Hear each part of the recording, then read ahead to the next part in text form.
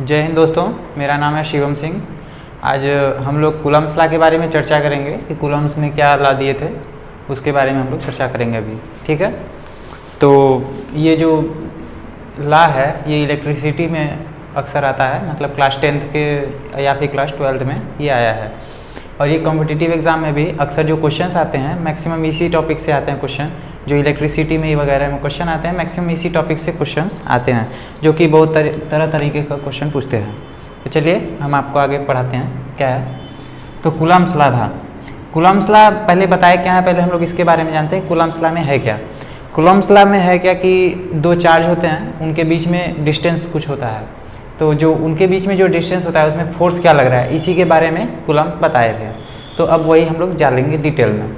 देखिए कूलम्ब एक साइंटिस्ट हैं, तो इन्होंने किया क्या, तो उन्होंने किया क्या कि एक जार में क्या किए थे, एक चार्ज ले लिए थे और एक टेस्ट चार्ज या फिर एक चार्ज यहाँ पे ले लिए थे, और उस चार्ज को जितना पास लेके आते थे दूर लेके जाते थे, और तो ये घूमता था। और जिसके बारे में आप लोग पढ़े होंगे रोटेशनल मोशन में, जो टॉर्क से हम लोग इसको निकालते हैं, तो इसी से हम लोग इसका फोर्स निकालते हैं। और वो कैसे निकालते हैं इसके बारे में आप रोटेशनल मोशन में पढ़े होंगे, या फिर यदि नहीं पढ़े होंगे तो इसको आगे पढ़ेंगे। अभी हम लोगों को उसकी इतनी ज़रूरत नहीं है। तो अब हम लोग बात करते हैं क्या बताए थे ये। तो जो ये बताए थे कि जो फोर्स है वो डायरेक्टली प्रोपोर्शनल होता है प्रोडक्ट ऑफ चार्ज के, यानी Q1 और Q2 के डायरेक्टली प्रोपोर्शनल होता है। और फोर्स जो है इन्वर्सली प्रोपोर्शनल होता है 1/r² के। ये है इन्वर्स स्क्वायर लॉ, हम लोग यहाँ पे फॉलो करता है। और ये जानते होंगे आप लोग कि मतलब जो ग्रेविटेशन में है, ग्रेविटेशन का जो ग्रेविटेशनल फोर्स था जो न्यूटन ने दिया था Gm1m2 अपॉन r² दिया था, ये भी इन्वर्स स्क्वायर लॉ को फॉलो करता है और ये भी इन्वर्स स्क्वायर लॉ को फॉलो करता है। इसीलिए मिलता जुलता, दोनों का बहुत ही मिलता जुलता फार्मूला है, लेकिन ये दोनों में डिफरेंस है। आप देखेंगे इस चैप्टर में कि मैक्सिमम इसमें जो क्वेश्चंस होंगे इससे हमेशा मिलते जुलते होंगे। लेकिन आप लोग इसे देखिए, इसे हम लोग यूनिवर्सल बोलते हैं, इसे हम लोग यूनिवर्सल नहीं बोलते हैं। अब क्वेश्चन होता है क्यों इसे यूनिवर्सल क्यों बोलते हैं। इसे यूनिवर्सल इसलिए बोलते हैं क्योंकि हम इसको चाहे जहाँ भी, जैसे दो चार्ज लिए, उसे आप चाहे जल में लीजिए, चाहे मतलब पानी में ले लीजिए। जैसे पानी, कोई बाल्टी है, इसमें पानी भरा हुआ है, इसमें दो चार्ज ले लीजिए, एक यहाँ पे ले लीजिए, एक यहाँ पे ले लीजिए। यदि ये दो चार्ज है तो इसमें फोर्स अलग रहेगा एयर के मुताबिक। जो एयर में फोर्स रहेगा वो फोर्स यहाँ पे लगेगा, ये जरूरी नहीं है यदि चार्ज है तो। और यदि ये दोनों मास है, यानी कि m1 m2 है, तो जो फोर्स यहाँ रहेगा वही फोर्स यहाँ रहेगा। इसीलिए इसे हम लोग यूनिवर्सल बोलते हैं और इसे यूनिवर्सल नहीं बोलते हैं। सबसे पहला क्वेश्चन यही आता है कि ये यूनिवर्सल है कि नहीं है। ये यूनिवर्सल नहीं है, क्यों नहीं है इसके बारे में तो मैं आपको बता दिया। ठीक है, तो अब देखिए, जब भी हम लोग इस तरीके से चीज़ पढ़ते हैं तो हम लोग इसे दोनों फार्मूला को कंबाइन करते हैं, तो निकलता है F इज इक्वल, इसको प्रोपोर्शनल ले लेते हैं, Q1 Q2 अपान में r²। और जब ये प्रोपोर्शनल का साइन हटाएंगे तो एक कांस्टेंट आएगा, F is equal to K Q1 Q2 upon में r²। आप लोग देख सकते हैं यहाँ पे जो ये कांस्टेंट है और ये Q1 Q2 अपान में r², ये इन्वर्स स्क्वायर लॉ है और ये Q1 Q2 पे डिपेंड करता है। ठीक है, इस पे कई सारे क्वेश्चन इस प्रकार आएंगे, मतलब कि जो डायरेक्टली प्रोपोर्शनल से रिलेटेड होंगे, कि किसी भी कोई जैसे दो चार्ज दिया है Q1 Q2, इसके बीच का वो डिस्टेंस हाफ कर देंगे तो वो किस हिसाब से होगा, इस प्रकार का क्वेश्चन आएगा। तो उसको हम लोग इससे डायरेक्ट प्रोपोर्शनल जो साइन है उसी से हम लोग उस प्रकार के क्वेश्चंस को लगा लेंगे।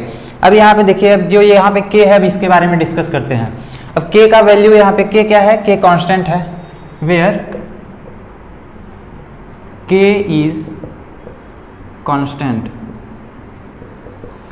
अब K कांस्टेंट है तो K की वैल्यू क्या है, K is equal to, K का जो वैल्यू है 9 × 10⁹ होता है। ठीक है, G का वैल्यू आप देखे होंगे बहुत छोटा है और यहाँ पे बहुत बड़े वैल्यू है। क्यों बड़ा है, क्योंकि जो ये इलेक्ट्रोस्टैटिक फोर्स या फिर ये जो दो चार्ज के बीच में जो फोर्स होता है वो बहुत ही बड़ा फोर्स है, और जबकि जो ग्रेविटेशनल फोर्स होता है वो बहुत ही छोटा फोर्स है। आप लोग ये महसूस कर सकते हैं कि मतलब दो मास रखे हैं पास पास में और दो चार्ज रखे हैं, तो देखेंगे चार्ज बहुत ज़्यादा फोर्स लगाएगा, मास बहुत कम लगाएगा। इसको आप लोग मतलब लाइफ में भी देख सकते हैं कि मतलब मास इतना पास पास रखे हैं फिर भी नहीं होता है। अभी बहुत ही मतलब थोड़ा पावरफुल इलेक्ट्रिसिटी होता है तो वो तुरंत अट्रैक्ट या रिपेल करने लगता है। तो के यहाँ पे जब कांस्टेंट है, कांस्टेंट की वैल्यू 9 × 10⁹ होता है। अब मैं आपको बताया था क्या कि वो पानी में रहेगा तो वहाँ पे दूसरा कुछ रहेगा, उसका दूसरा वैल्यू रहेगा, और एयर में रहेगा तो उसका दूसरा वैल्यू रहेगा। यहाँ पे देख लीजिए एयर का मतलब वैक्यूम भी होता है। एयर का मतलब वैक्यूम तो नहीं होता है, पूरी तरीके से तो नहीं होता है, लेकिन हम लोग इसको मान लेते हैं कि एयर और वैक्यूम सेम दिया हुआ है, ठीक है। और वाटर तो जानते ही हैं आप कि वाटर पानी मतलब दूसरे मतलब ये मीडियम चेंज हो गया, ये मीडियम चेंज हो गया, ये मीडियम एयर है और ये वाटर है, ठीक है। तो जब ये इस प्रकार का मतलब जब कोई चीज़ मीडियम चेंज करेगा वहाँ पे के की वैल्यू के ही नहीं, वहाँ पे के बराबर 1/4πε हो जाएगा। और हम लोग यहाँ पे एप्सिलॉन नॉट अक्सर आप देखते होंगे, कोई भी किताब उठाएंगे तो वहाँ पे एप्सिलॉन नॉट लिखा रहता है। एप्सिलॉन नॉट इसलिए लिखा रहता है क्योंकि हम लोग एयर और वैक्यूम का जो लेते हैं वहाँ पे एप्सिलॉन नॉट लेते हैं, ठीक है। अब इसको परमिटिविटी भी कहते हैं, लेकिन यहाँ पे उसकी बहुत ज़्यादा ज़रूरत नहीं है, तो देख लीजिए। फिर उसके बाद जब ये 1/4πε होता है और जो दूसरे मीडियम का लेते हैं उसको हम लोग 1/4πε लेते हैं, एप्सिलॉन नॉट नहीं लेते हैं। यहाँ पे एप्सिलॉन नॉट है और यहाँ पे केवल एप्सिलॉन है, इसको एप्सिलॉन कहते हैं। आप लोग इसको याद रखेंगे। कई बच्चे तो इसी को यही नहीं पता होता है कई बच्चों को कि ये लिखा क्या है, ये एप्सिलॉन है, ठीक है। इसकी उतनी ज़रूरत नहीं है, जो ज़रूरत है आप लोग यहाँ पे देख लीजिए। अब देखिए जैसे दो फोर्स, अब एक Q1 है एक Q2 है,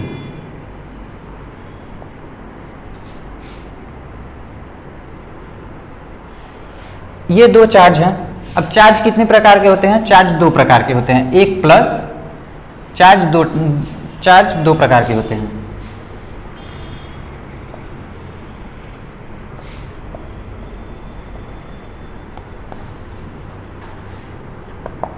पहला पॉजिटिव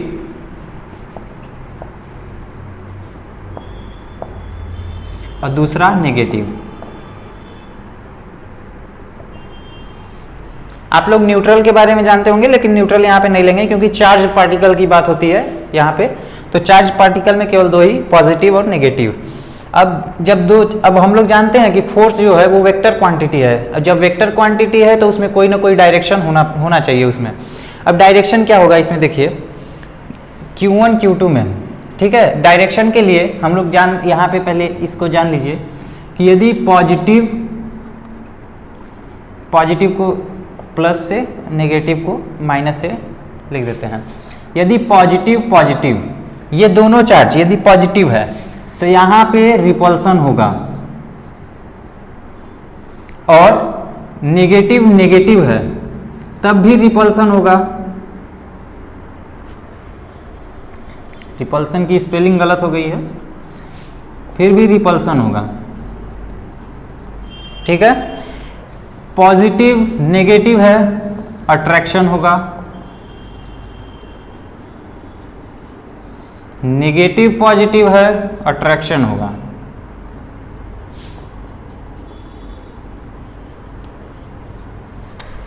ठीक है।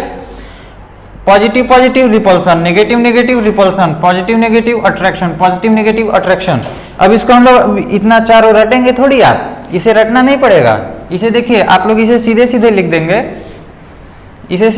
देंगे, कि like charges repel and unlike charges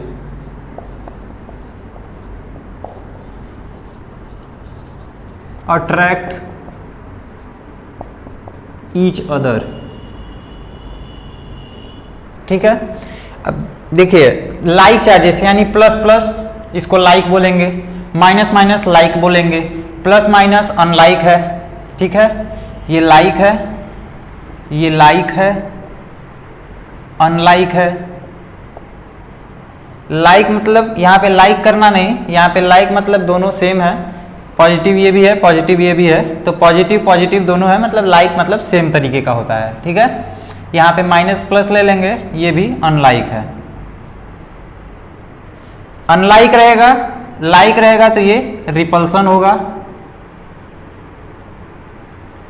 और अनलाइक रहेगा तो अट्रैक्शन होगा।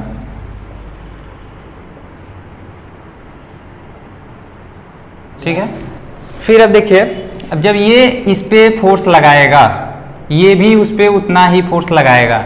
ठीक है, कई जगह क्या पूछा जाता है कि एक चार्ज यहाँ पे है, एक चार्ज यहाँ पे है, इसके बीच में दूरी r है, वो आपको दे देंगे और इसका वैल्यू भी कुछ दे देंगे। मान लीजिए +5 कूलम, इसका भी +5 कूलम ले लीजिए, इसका दूसरा ले लेते हैं 2 कूलम।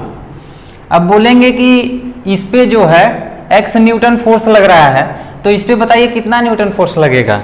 इसे डायरेक्ट क्वेश्चन पूछ लेते हैं। इसमें देखिए आप लोगों को क्या है, ये दे दिया, ये दे दिया, ये दे दिया, तो आप लोग क्या कंफ्यूज हो जाते हैं कि सॉल्व करने लग जाते हैं कि इस पे जब इतना फोर्स है तो इस पे कितना फोर्स होगा, सॉल्व करने लग जाएंगे। लेकिन यहाँ पे सॉल्व करने की जरूरत नहीं होती है। क्यों? यहाँ पे न्यूटन का थर्ड ला फॉलो हो जाता है कि मतलब जैसे न्यूटन का थर्ड ला फॉलो हो जाता है। आप देखते होंगे ग्रेविटेशन में भी जब पढ़े होंगे, तो जो एक मास दूसरे मास पे जितना फोर्स लगाता है, दूसरा मास पहले मास पे भी उतना ही फोर्स लगाता है। वैसे यहाँ पे भी हम लोग देखेंगे कि जो पहला चार्ज है दूसरे चार्ज पे जितना फोर्स लगाएगा, उतना ही दूसरा चार्ज पहले चार्ज पे फोर्स लगाएगा। ठीक है, तो हम लोग यहाँ पे क्या लिख देंगे कि जो +2 न्यूटन पे कितना फोर्स लगेगा, x न्यूटन ही फोर्स लगेगा, उस पर कुछ दूसरा फोर्स नहीं होगा। ठीक है, इसमें आप लोगों को कोई कन्फ्यूजन नहीं होना चाहिए। आपको कन्फ्यूजन है तो आप पूछ सकते हैं कमेंट में।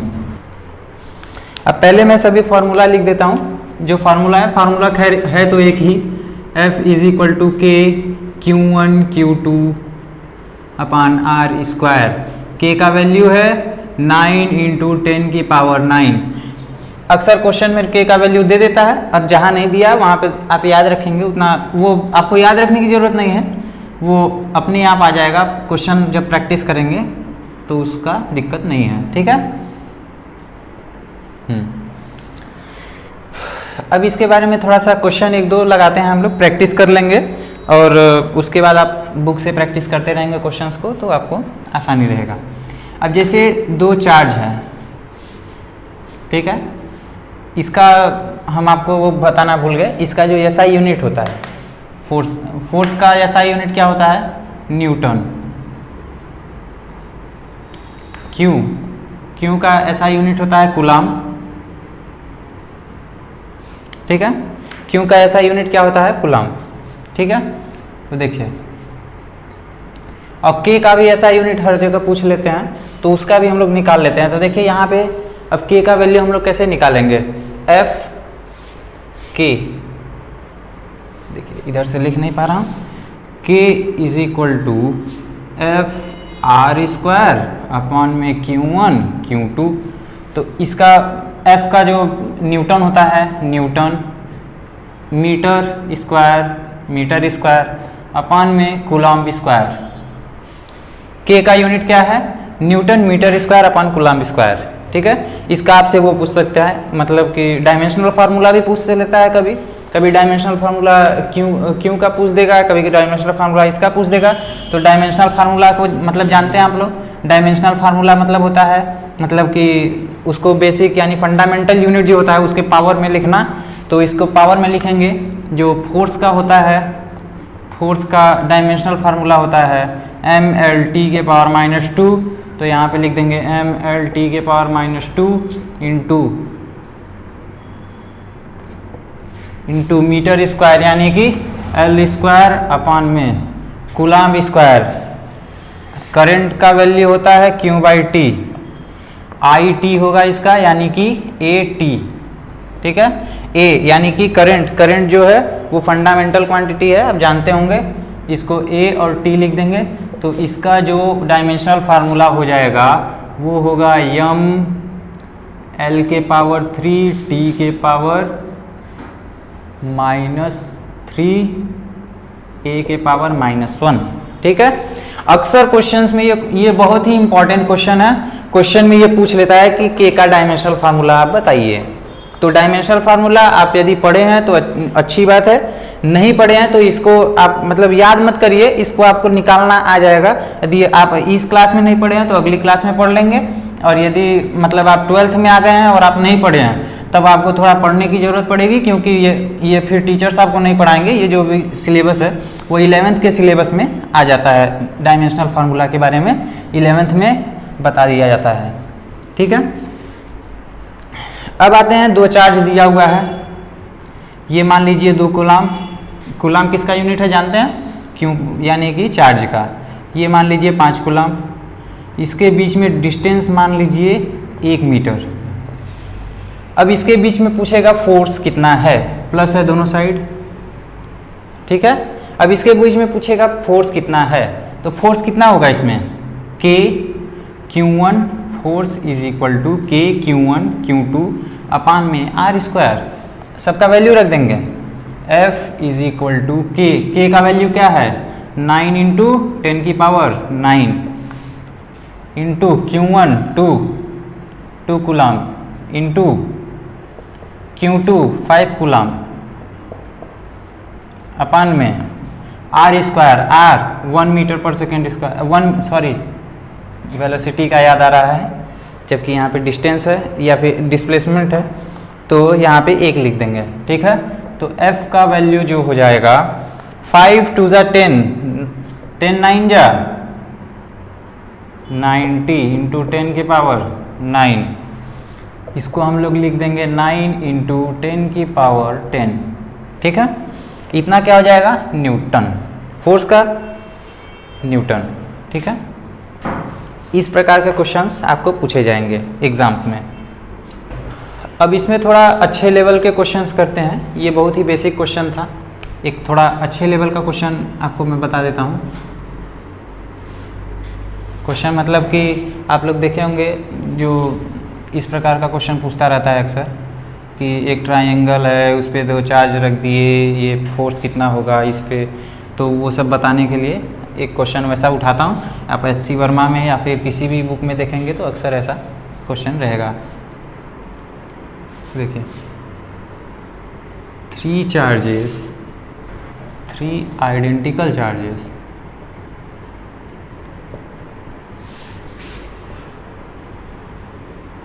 are kept on corners of an equilateral triangle.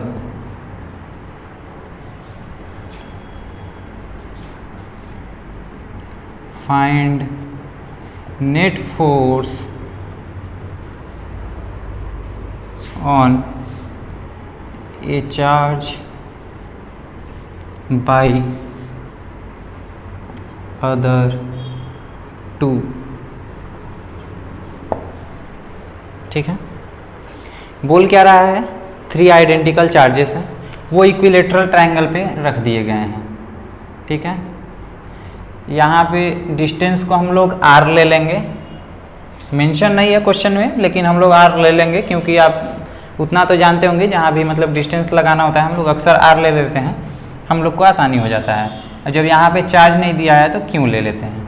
ठीक है, प्लस Q आइडेंटिकल है। आइडेंटिकल का मतलब आप लोग जान लीजिए कि आइडेंटिकल का मतलब क्या होता है। आइडेंटिकल का मतलब होता है कि जैसे 5 कूलाम है तो 5 कूलाम दूसरा भी होगा, 5 कूलाम तीसरा भी होगा, यानी कि उसका मैग्नीट्यूड सेम होगा। ठीक है, और मैग्नीट्यूड के साथ साथ उसका प्लस है तो +5 कूलाम, तो दूसरा भी +5 ही कूलाम होगा, यहाँ पे -5 या फिर कोई दूसरा नहीं होगा। +5 कूलाम पहला है तो +5 कूलाम दूसरा है, +5 कूलाम तीसरा है। ये जो वर्ड है ये भी बहुत ही अच्छा वर्ड है, इस वर्ड को आप लोग मतलब ध्यान रखिएगा, भूलिएगा मत। इस प्रकार के वर्ड मतलब अक्सर पूछे जाते हैं परीक्षाओं में, इसी प्रकार का मतलब वो लोग आपको लैंग्वेज में बहुत ज़्यादा फंसाते हैं, तो आपको लैंग्वेज में नहीं फंसना है। हम लोग पहले से प्रिपेयर रहेंगे तो हम लोग को दिक्कत नहीं होगा। ठीक है, इसमें R दिया हुआ है। अब ये बोल क्या रहा है? 3 कॉर्नर्स पे रखे हुए हैं, तो find net force. Net force find करना है कहाँ पे? Of charge by of one charge, ठीक है, charge of a charge, find net force of a charge by other two, किसी भी चार्ज पे या इस पे या इस पे या इस पे, किसी पे भी हम इस पे मान लेते हैं कि इस पे इन दोनों से कितना फोर्स लगेगा, यही पूछा हुआ है, ठीक है। तो देखिए अब इस पे कैसे, इस पे फोर्स कितना लगेगा और इसका डायरेक्शन क्या होगा, हम लोग इसके बारे में जानते हैं। ये दोनों है कैसा, पॉजिटिव ये भी है, पॉजिटिव ये भी है, तो जो भी फोर्स लगेगा इधर ही लगेगा, इसका जो फोर्स लगेगा इधर ही लगेगा, ठीक है।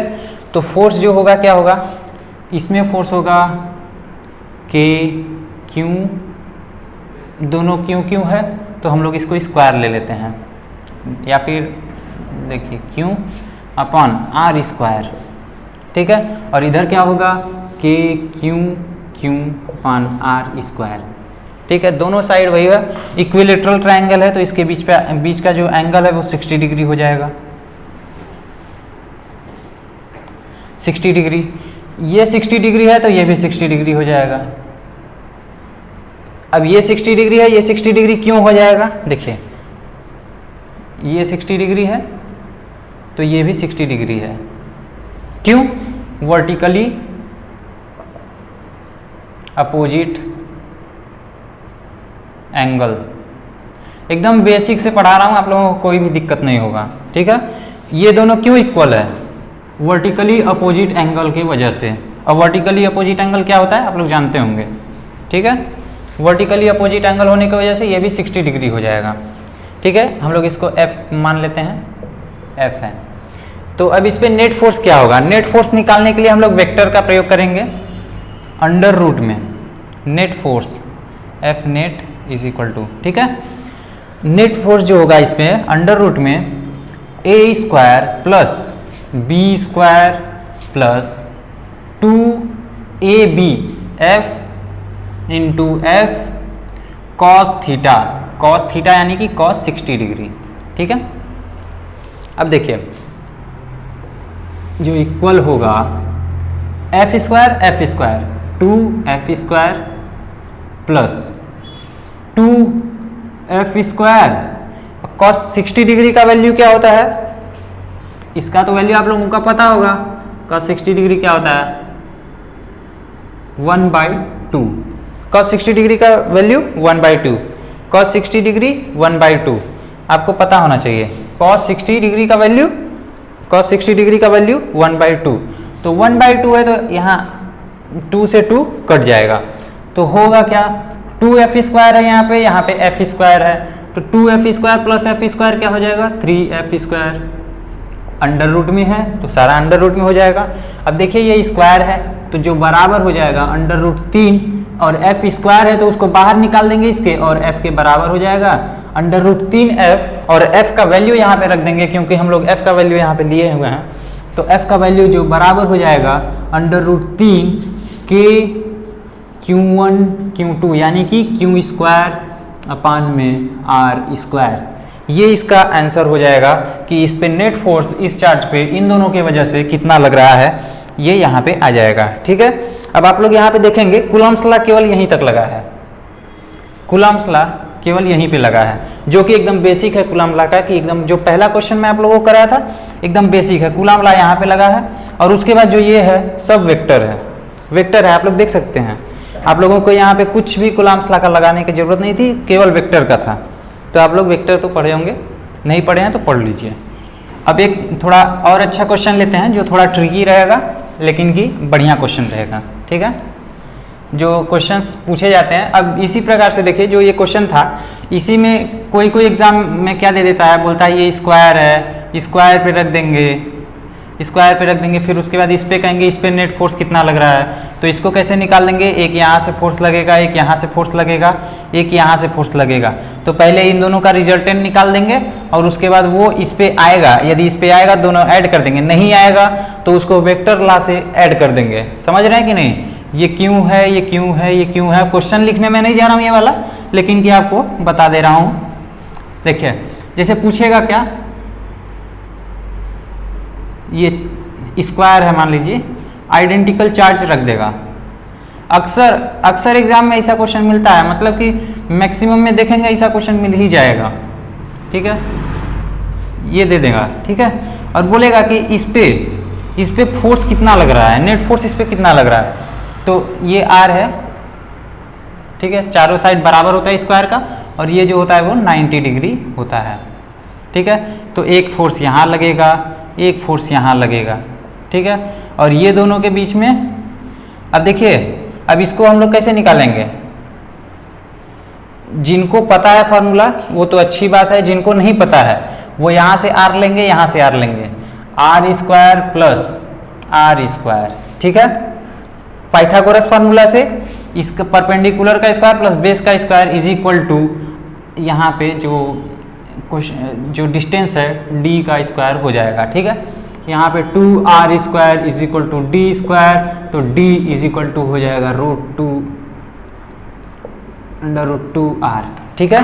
तो जो इसका हम लोग डायगोनल, स्क्वायर के डायगोनल का जो फार्मूला होता है √2R होता है, यानी कि √2a, अक्सर हम लोग a लेते हैं, a हम लोग को ज़्यादा याद रहता है, तो √2a के बराबर होता है डायगोनल, ठीक है। और जिनको नहीं पता है वो पाइथागोरस से निकाल लेंगे, और जिनको पता है वो तो अच्छी बात है, ठीक है। तो यहाँ पे देखिए, एक फोर्स यहाँ लगेगा, एक फोर्स यहाँ लगेगा, एक फोर्स इससे लगेगा, यहाँ देखिए 3 फोर्स हो गया अंडर रूट में। पहले इन दोनों का रिजल्टेंट निकाल लेता हूँ कि कितना है, ठीक है। a square plus b square plus 2ab cos theta कितना है, 90 डिग्री यहाँ है तो 90 डिग्री यहाँ भी होगा, और ये कितना, ये 45 डिग्री है, आपको पता है डायगोनल इक्वल वो करता है, और यहाँ पे भी 45 डिग्री है, ये भी 45 डिग्री है। तो जो दो वो होते हैं और उनका जब बीच में 45 इक्वल एंगल है, तो जो इसका रिजल्टेंट आएगा इन दोनों का वो इसी फोर्स के ऊपर आएगा, यानी कि इसी डायरेक्शन में आएगा, ठीक है। तो यहाँ पे पहले से तो F है, जो इन दोनों का रिजल्टेंट आएगा उसको इसमें ऐड कर देंगे, तो यहाँ पे cos 90 डिग्री। अब cos 90 डिग्री क्या होता है उसको आपको याद रखना चाहिए, नहीं याद है तो सोचिए, तब तक मैं इसको लिख रहा हूँ। F square 2f square plus 2f square. cos 90 का वैल्यू आप सोचे, नहीं सोचे, बता रहा हूँ अभी। देखिए साइन थीटा, इसको आप याद रखिए, साइन थीटा का ग्राफ जो है वो इस प्रकार जाता है, और cos थीटा को जो ग्राफ आता है वो इस प्रकार जाता है, ठीक है। ग्राफ के बारे में आप जानते होंगे, नहीं जानते होंगे देख लीजिए। साइन थीटा जो है वो 0 से स्टार्ट होता है, ये 90 डिग्री आ जाता है, यहाँ पे 180 डिग्री आ जाता है। ये जो है 1 से स्टार्ट होता है, देखिए साइन 0 का 0 होता है, cos 0 का 1 होता है, हाँ। फिर उसके बाद यहाँ पे आएगा ऐसे,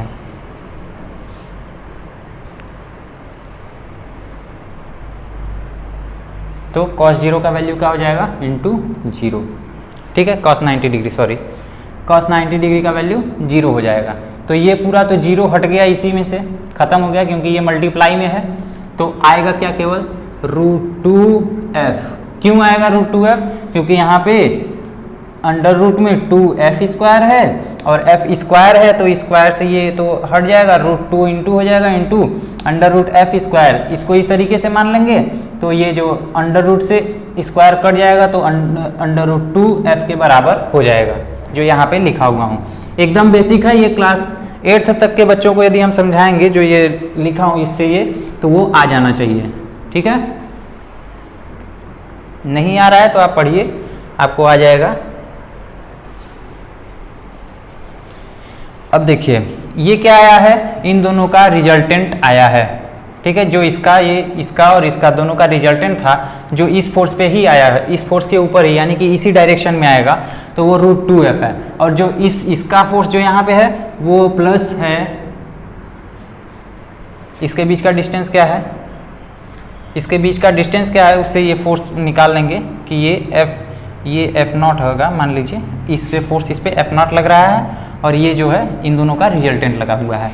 तो जो ये F0 है इसको कैलकुलेट करेंगे, इसके बीच का difference Q into Q, K Q into Q upon में R स्क्वायर, यानी कि √2R होल का स्क्वायर F0 का वैल्यू है, एफ नॉट यानी कि इससे इस पे कितना फोर्स लग रहा है, इस पे इससे या इसको इस पे कितना फोर्स लग रहा है। तो एफ नॉट इसको हम मान लिया कि इस पे एफ नॉट फोर्स लग रहा है पीछे की साइड। पीछे क्यों लगेगा, क्योंकि दोनों सेम साइन के हैं, यानी कि पॉजिटिव है तो रिपल्सन फोर्स यहाँ पे लगेगा। ठीक है, तो एफ नॉट का जो वैल्यू हो जाएगा K Q one Q two upon R square, जो कि बराबर हो जाएगा के क्यू स्क्वायर अपान में 2r स्क्वायर। ठीक है, इसको हम लोग इससे कंपेयर, तो अब यहाँ पे प्लस यहाँ पे देख लीजिए, इसको हम लोग लिख सकते हैं √2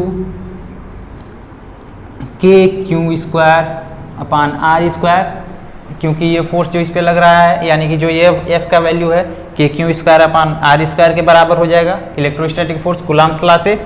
और ये यहाँ पे दिया हुआ है प्लस कर देंगे इसमें ये वाला, यानी कि के क्यू स्क्वायर अपान में 2r स्क्वायर। इन दोनों को ऐड कर देंगे तो आपका जो इस पे नेट फोर्स रहेगा वो आ जाएगा। अब ये नेट फोर्स हम लोग कैलकुलेट कर लेते हैं कि ये क्या होगा। तो देखिए इधर भी, इधर 2 है इधर 2 है, तो इंटू टू इसमें करके हम लोग दोनों का डिनोमिनेटर सेम कर दिए। समझ में आ रहा है ना कि आपको ऊपर से नीचे क्यों मल्टीप्लाई किए, ऊपर नीचे दोनों में मल्टीप्लाई कर दिए तो कोई इफेक्ट पड़ेगा नहीं, क्योंकि दोनों 2 से 2 कट जाएगा। लेकिन हम लोग को इससे देखिए एक फ़ायदा हो गया। क्या फ़ायदा हो गया कि दोनों का डिनोमिनेटर सेम हो गया। तो यहाँ पे क्या हो गया 2√2 के क्यू स्क्वायर अपान में 2r स्क्वायर हो गया, प्लस के क्यू स्क्वायर अपान में 2r स्क्वायर हो गया, जो कि बराबर हो जाएगा 2√2 प्लस 1 के क्यू स्क्वायर अपान में 2r स्क्वायर। आप लोगों को ये समझ में आ रहा होगा। 2√2 में प्लस के क्यू स्क्वायर जोड़ देंगे तो 2√2 के प्लस 1 के क्यू स्क्वायर अपान में 2r स्क्वायर के बराबर आएगा। ये क्वेश्चन अच्छे लेवल का था, आपको समझ में आया तो अच्छी बात है, नहीं समझ में आया तो पढ़ते रहिए, क्योंकि ये आप लोगों को नहीं समझ में आ रहा है तो बहुत ज़्यादा दिक्कत की बात नहीं है। ये अच्छा लेवल का क्वेश्चन था जो कॉम्पिटिटिव एग्ज़ाम में पूछता है, तो आप लोगों को कोई प्रॉब्लम नहीं होनी चाहिए। अब एक थोड़ा ट्रिकी क्वेश्चन लेते हैं जो कि इंटरेस्टिंग रहेगा। आप लोगों को जो बोरियत अभी तक हुई है वो बोर आप नहीं होंगे। अब देखिए 6 charges identical charges are kept on the corners of regular hexagon.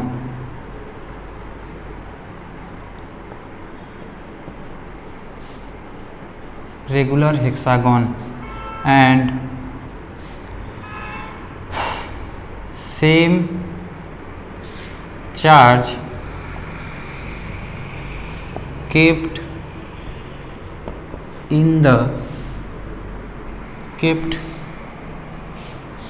at center of hexagon. Find net force on the charge kept at center. तो देखिए ये क्वेश्चन है, आप लोगों को इसमें बोर नहीं करूंगा जैसे पिछले क्वेश्चंस में आप लोग बोर हो गए थे, क्योंकि वो लंबा थोड़ा खिंच गया था क्वेश्चन, तो आप लोगों को इसमें दिक्कत नहीं है। ये देखिए आप कहेंगे कि अब फिर ये सॉल्व करेगा, मैं सॉल्व नहीं करने वाला हूँ इसे बहुत ज़्यादा। तो सॉल्यूशन देख लीजिए, इसका सॉल्यूशन ये हो जाएगा। बोल क्या रहा है कि एक हेक्सागन है, रेगुलर हेक्सागन है। रेगुलर हेक्सागन का क्या मतलब होता है? रेगुलर हेक्सागन का मतलब होता है कि सबका साइड जो होगा वो सेम होगा। जो इसका साइड है वही इसका साइड है, जो वही इसका साइड है वही इसका साइड है, वही इसका साइड है वही इसका साइड लेंथ है। सबका साइड लेंथ क्या है? सेम है। और क्या बोला है? आइडेंटिकल चार्जेस आर केप्ट, यानी कि क्यों है ये तो क्यों है ये भी क्यों है, ये भी क्यों है, सबका सब आइडेंटिकल है। और एक जो है चार्ज वो सेंटर में रखा हुआ है क्यों का ही, प्लस प्लस हैं, सब प्लस है, सभी चार्जेस रखा हुआ है। तो ये बोला क्या है कि जो इस पे सेंटर पे जो फोर्स है उस पे नेट फोर्स क्या होगा। अब नेट फोर्स क्या होगा इस पे, अब ये जानने के लिए देखिए कई अब आप लोग सोच रहे होंगे कि मैं इससे एक बार फोर्स निकालूंगा, फिर इससे, फिर इससे, फिर इससे, फिर इससे, फिर इससे, और उसके बाद उसको ये वो वेक्टर क्लास से ऐड करूंगा। लेकिन नहीं, वैसा हम लोग नहीं करेंगे, इसको ट्रिक के माध्यम से करेंगे। ट्रिक के माध्यम से क्या, वही नियम ही है, लेकिन कई बच्चे उसे मतलब कि नियम नहीं है, लेकिन देखिए जैसे हम लोग इसे थोड़ा शॉर्टकट से कर देंगे तो ये इंटरेस्टिंग बन जाता है। ये इस पे रिपल्सन फोर्स लगाएगा ऊपर, और ये इस पे रिपल्सन फोर्स लगाएगा नीचे। ये इस पे रिपल्सन फोर्स लगाएगा ऊपर, और ये इस पे रिपल्सन फोर्स लगाएगा नीचे। और ये दोनों का दोनों है बराबर। जब बराबर है तो ये इसको कर देगा कैंसिल, ठीक है। और फिर इसके बाद देखिए, अब जब ये और ये दोनों सामने सामने है, ये इधर फोर्स लगाएगा और ये इधर फोर्स लगाएगा। ये वाला इसको रिपल्सन करके इधर लगाएगा, और ये वाला इसको रिपल्सन करके उधर। जैसे एक यहाँ पे है, एक इधर बोल रहा है कि इधर जाओ, और एक बोल रहा है इधर आओ। तो जब हम जैसे देखिए ये दोनों को धक्का मार रहे हैं, और दोनों साइड इक्वल फोर्स से धक्का मार रहे हैं, तो दोनों क्या होगा, वो वहीं का वहीं रह जाएगा। तो ये इसको कैंसिल कर देगा, और ये वहीं का वहीं पड़ा रहेगा चार्ज, यानी कि ये और ये कैंसिल हो गया। वैसे ये कैंसिल हो गया। अब फिर ये इसको कहेगा इधर जाओ, और ये इसको कहेगा इधर जाओ। तो ये कहेगा कि तुम दोनों लोग परेशान कर रहे हो, मैं यहीं कहीं रहूंगा, और इसको ये कैंसिल कर देगा। तो इसका नेट फोर्स क्या हो जाएगा, नेट फोर्स बराबर 0 हो जाएगा। इस पे नेट फोर्स क्या हो जाएगा, 0। ये फोर्स इसको कैंसिल, ये फोर्स इसको कैंसिल किया, ये फोर्स इसको कैंसिल किया, ये फोर्स इसको कैंसिल किया, तो सब का सब कैंसिल होके नेट फोर्स का जो वैल्यू हो गया वो 0 हो गया। इसको आपको सॉल्व करने की बहुत ज़्यादा जरूरत नहीं पड़ी, ठीक है। इसी प्रकार का क्वेश्चन आपसे पूछता रहेगा। और कभी कभी क्या करता है कि क्वेश्चन को थोड़ा मतलब कि ये अक्सर जानते हैं सब कि सब ट्रिक को पढ़े होंगे, तो वो लोग क्या करते हैं कि ट्रिक से थोड़ा सा हटाने के लिए आपको क्या कर देते हैं, कहेंगे कि मैं आप ट्रिक पढ़ के आए हैं, ये लीजिए मैं आपको 5 ही केवल चार्ज दूंगा। वो 5 ही चार्ज देगा, ठीक है। अब क्वेश्चन में थोड़ा चेंज कर देगा, क्या बोलेगा कि 5 identical charges kept on the corners of regular hexagon and same charge kept at the centre of this, find the net force kept on the centre. अब बताओ, अब इस पे नेट फोर्स जो होगा वो क्या होगा, ठीक है।